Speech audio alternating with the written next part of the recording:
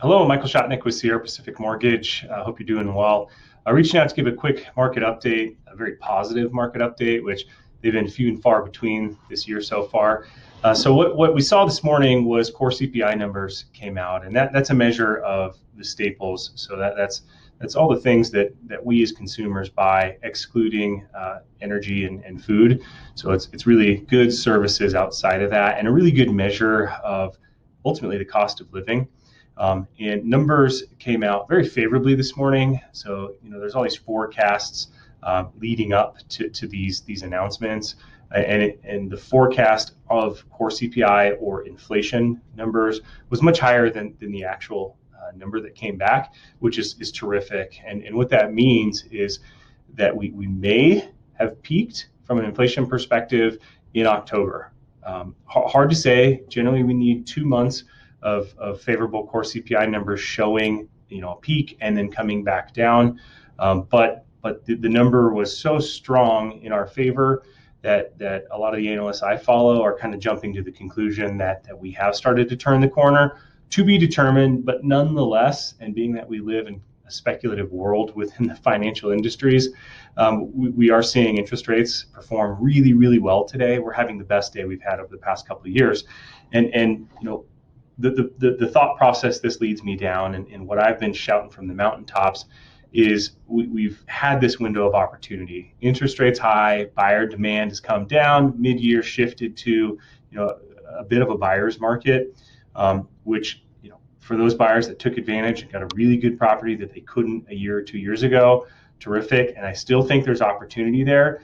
But being that we live in a very sentiment-driven world, I think as we continue to trend in a favorable direction, we're going to see a shift in the market, in my opinion, going from this buyer-friendly market to a more balanced, if not seller-favorable market. So if you are a homeowner considering selling your home, I think we're going to see a buildup of demand with a really good time to consider selling being the start of the buying season in 2023. If you are a home buyer, I think now, so October 2022 to kind of that mid-late February 2023 is that window where there's going to be opportunity in the market, and I do expect to see a shift once we get into the buying season next year. Hard to say what's going to happen beyond kind of the buying season kicking in, but I can tell you there's a ton of millennials out there who put the home buying process on hold just because homes became unaffordable and/or the sentiment in the market had shifted. And I see it as just kind of this reservoir, millennials behind this dam. As soon as it breaks, we're going to be back in a scenario where a lot of buyers are entering back into the market. To put an illustration to this, you can see what rates have done over the roughly past kind of 6 months here, and it's been all bad with inflation lingering in the background.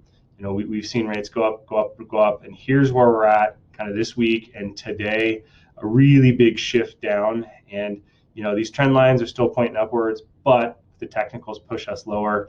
We could see this continuance of improved pricing, which what this last year has shown us is buyer demand is directly related to affordability and interest rates. So the lower the rates go, I think the more demand we're going to see in the market, and I think we're probably on that path lower.